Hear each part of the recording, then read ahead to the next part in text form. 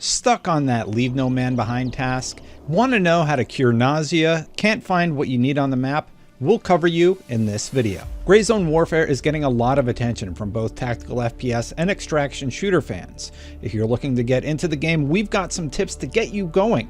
We've broken the video into a few sections: general beginner tips, how to heal status ailments, and how to complete all the early tasks, including important map locations. General beginner tips. When starting out in Gray Zone, you'll begin by creating a character and picking one of three factions: Lemang Recovery Initiative, Mithras Security Systems, or Crimson Shield International. Once you choose your faction, you'll be locked in, and any friends you hope to play with will need to be in the same faction in order for you to play together. If you want to play without PvP elements, you can do joint operations, either solo or with your friends, and your character from the Warfare mode will carry over as you progress, either joint operations or Warfare. There is a bit of a story in Gray Zone in the form of tasks you'll take on from the different vendors. To begin, press Tab or Escape and go to the vendor tab, then select Tasks and pick each task to begin the quests. Creator Madfinger Games told us there's 150 total to keep you busy, but we'll start by telling you how to complete each of the beginner quests later in this video. The map is your friend. While each starting location is different, each has some pretty distinct landmarks like a water tower and lumberyard. While our guide uses the Lemang Recovery Initiative as our starting faction, you can easily tell what distinct locations are in other starting areas, and we've gone ahead and labeled those maps appropriately. You can even zoom in on our interactive map should you be looking for something specific. Here are some starting spots you're going to want to know.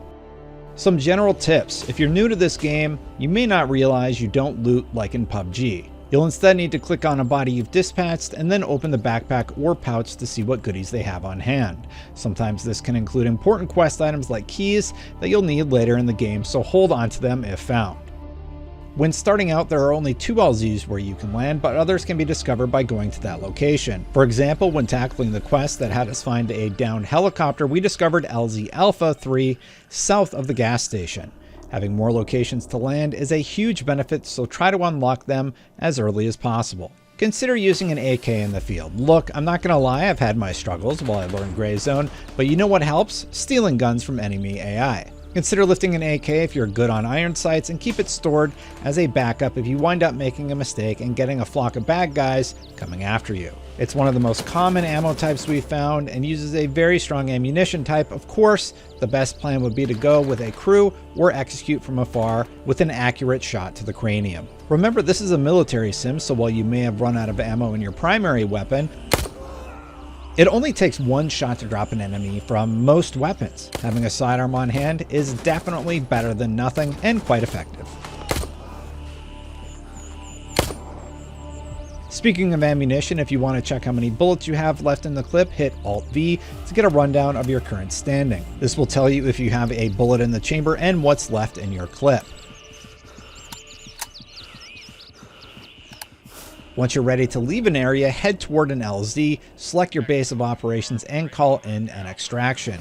Your helicopter ride will go to the LZ location you're nearest and bring you home. And if you're like me and don't know much about guns, the M4A1 won't let you attach one of the starter sights if you have a carry attached on the rear of the weapon. To instead put a scope on, just remove the carry and put on a scope, or buy a 4X and drop it right on. Status effects. Healing and status effects are one of the most important aspects of the game because, well, if you're not paying attention and you get a bullet to the sternum, you're going to want to know how to heal your injuries. Tired of pesky status effects like nausea and pesky broken bones slowing you down? The team at Madfinger Games gave us some tips on how to heal and get back into the game.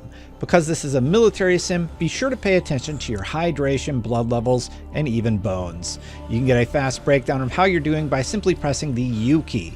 On this menu, you'll get a look at your current status effects and some hints on how to cure them. For a faster healing option, press 4 on your keyboard and you'll gain quick access to fast actions like bandaging a light wound or using a tourniquet on a heavy wound to heal faster. You'll need to have your items on quick access gear, of course. Some healing tips for new players. Yellow or orange bones will require a splint to heal. Yellow or orange organs will require a suture kit to heal.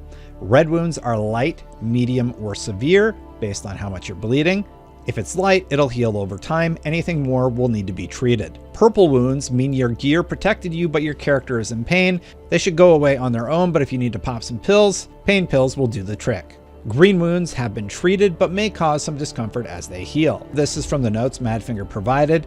If your heart or brain is destroyed, well, it's game over for you. And one of the most searched for status ailments, nausea, is caused by a liver injury, radiation exposure, or intoxication from using too many meds. If it's a liver injury, sometimes a surgery kit will be needed to address the issue. And to recap, here's a quick rundown of how to heal each status ailment sent to us directly by Madfinger. Early quest walkthroughs. Handshake's first task is called First Recon. He wants you to explore the area around the gas station, check the convenience store, and check the demolished building. These locations are found at the following spots on the map. While we chose the Lemang Recovery Initiative, the starter maps are fairly similar for each faction, so while the layout is slightly different, the locations for Mithras and Crimson are similar in that the map is mirrored or flipped upside down, so most quests can be figured out with a peek at the map. Want a very detailed map? We have one over on the IGN Wiki. Handshake's second task I referenced earlier, Little Bird Down, has you find a crashed helicopter south of the gas station and then search a nearby house for details on what happened. Just go in the building and make sure you walk up to the body of the soldier. Handshake's third task, Restoring Order, is pretty self-explanatory. Dispatch 10 enemies in town.